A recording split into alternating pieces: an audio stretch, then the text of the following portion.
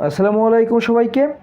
প্রাথমিক শিক্ষক নিয়োগ পরীক্ষাকে সামনে রেখে ইংরেজি বিষয়ে আপনার অভিজ্ঞতাকে বাড়িয়ে নেওয়ার জন্য রয়েছে বিগত সালে আসা গুরুত্বপূর্ণ কিছু প্রশ্নের সমাধান। সাথেই থাকুন। ম্যানিফেস্টো। ম্যানিফেস্টো মিন্স, লক্ষ্য করুন, ম্যানিফেস্টো যার অর্থ হচ্ছে ইশতেহার, তাহলে এটা দ্বারা বোঝানো হবে পলিসি স্টেটমেন্টকে। Choose the correct spelling. Ascertain. Ascertain শব্দের অর্থ হচ্ছে নিশ্চিত, তাহলে অ্যাসার্টাইন বানানের শুদ্ধ স্পেলিং রয়েছে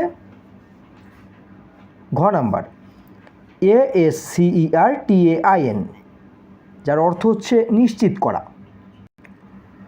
পাসফর মিন্স, পাসফর এর বাংলা অর্থ হচ্ছে কোনো কিছু হিসাবে পরিচিত বা পরিগণিত হওয়া, তাহলে এটা দ্বারা বোঝানো হবে অ্যাপিয়ার টু বি।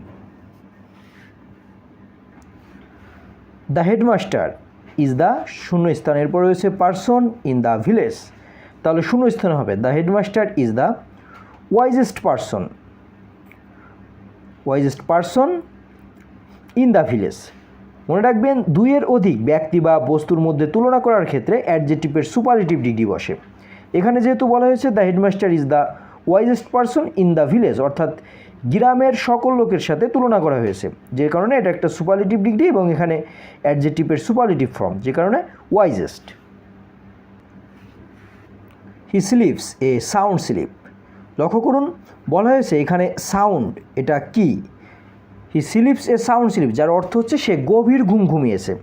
যেহেতু এখানে স্লিপ সাউন্ডের পূর্বে বসে এখানে প্রি মডিফায়ার হিসেবে কাজ করছে, তাই এটা একটা অ্যাডজেক্টিভ, সাউন্ড হচ্ছে অ্যাডজেক্টিভ। সুতরাং he sleeps a sound sleeps, here sound is an adjective. Everybody longs শূন্যস্থান, এরপর রয়েছে হ্যাপিনেস, তাহলে শূন্যস্থানে কী হবে? লক্ষ্য করুন, এখানে শূন্যস্থানে যদি আমরা ফর বসাই তাহলে লংস ফর, যার অর্থ হচ্ছে কোনো কিছুর আগ্রহ আকাঙ্ক্ষা করা, অর্থাৎ আকাঙ্ক্ষা করা এমন, তাহলে এভরিবডি লংস ফর হ্যাপিনেস, অর্থাৎ প্রত্যেকে সুখের আকাঙ্ক্ষা করে, যেটার অর্থ, তাহলে শূন্যস্থানে হবে for. The opposite of purchase. Purchase যার অর্থ হচ্ছে ক্রয় করা, তাহলে বিপরীত হবে সেল, যার অর্থ বিক্রয় করা।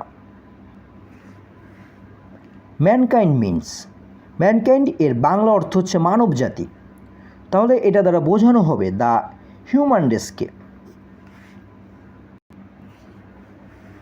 কম্পিটেন্ট মিন্স, কম্পিটেন্ট যার অর্থ হচ্ছে উপযুক্ত বা সক্ষম, তাহলে এটার মিন্স হলো অ্যাবেল, যার অর্থ সক্ষম।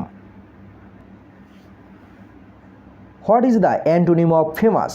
ফেমাস যার অর্থ বিখ্যাত, এর অ্যান্টোনিম অবসকিউর, যার অর্থ হচ্ছে সুপরিচিত লোক নয় এমন, অর্থাৎ সুপরিচিত নয় এমন।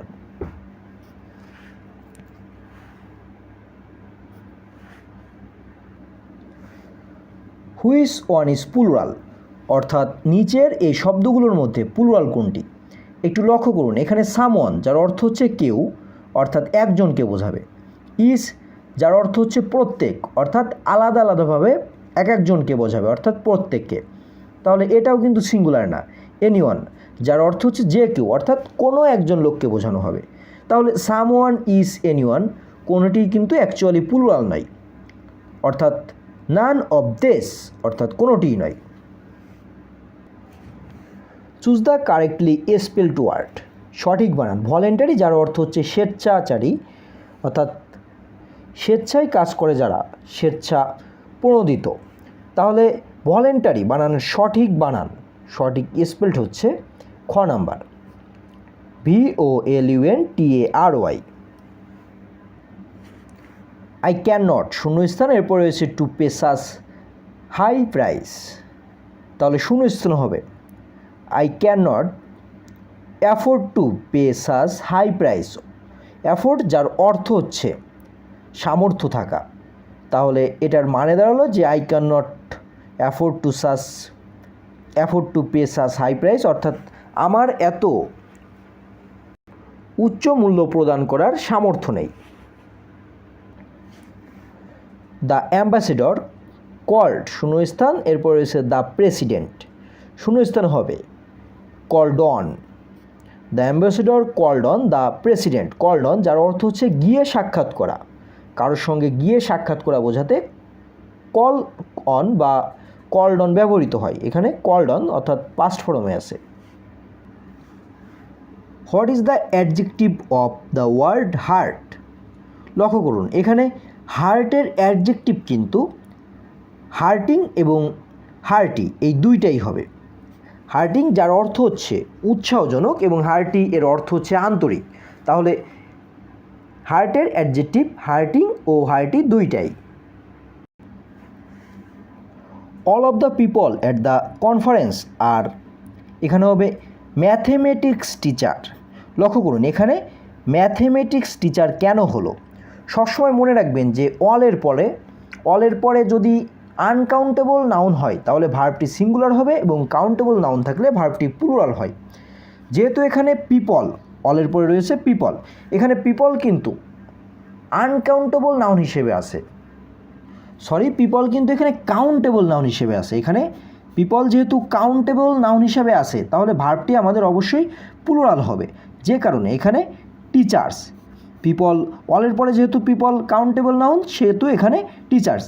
আর এখানে ম্যাথমেটিক্সের এস কেন হলো?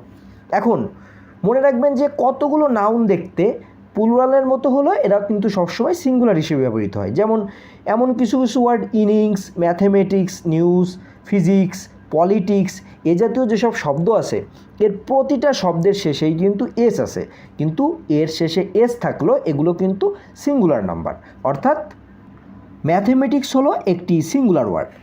যে কারণে এখানে mathematics teacher, people countable noun, যে কারণে এখানে এস এবং ম্যাথমেটিক্স সিঙ্গুলার।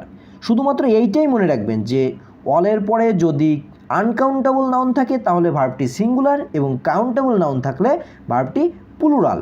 এটি মনে থাকলে এ ধরনের যত প্রশ্ন আসবে আপনারা সহজেই সমাধান করতে পারবেন।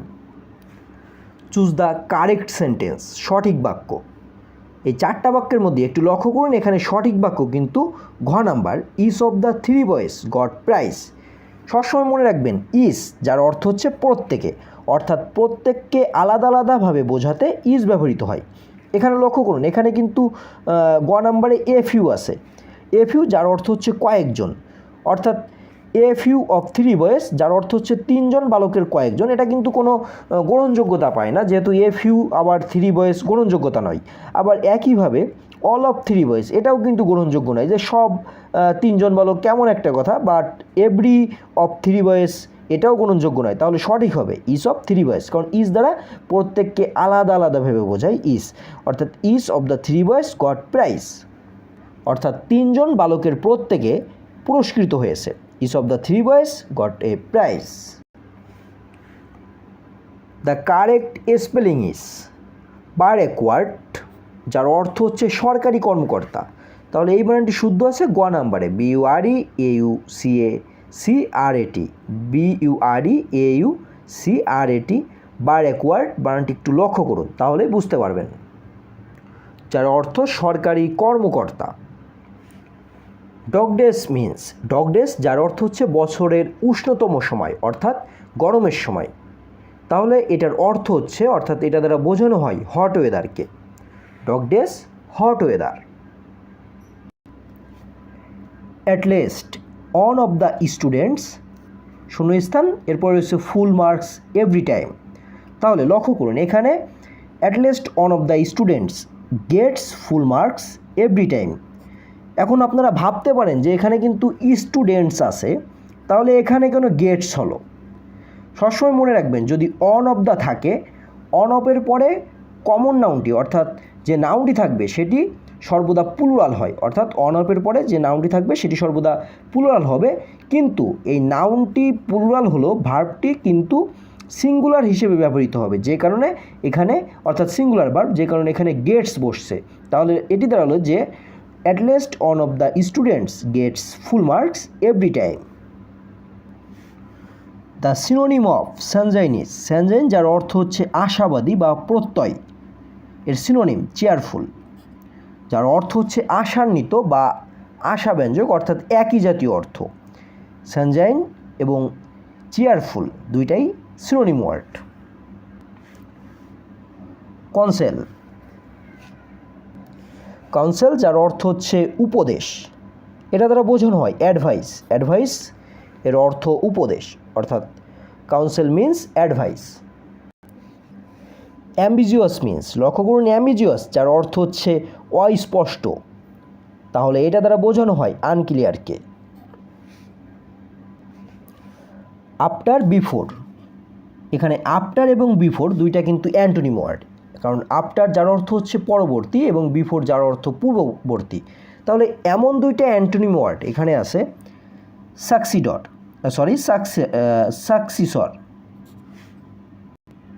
সাকসিসর এবং প্রেডিসিসর যার অর্থ হচ্ছে উত্তরাধিকারী এবং পূর্বসূরি, অর্থাৎ এইটা যেমন অ্যান্টোনিম ওয়ার্ড দুইটা, এইটাও ঠিক তেমন দুইটা অ্যান্টোনিম ওয়ার্ড। তাহলে আজকের মতো এখানেই শেষ করছি।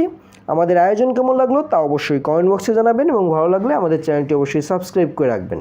ধন্যবাদ সবাইকে।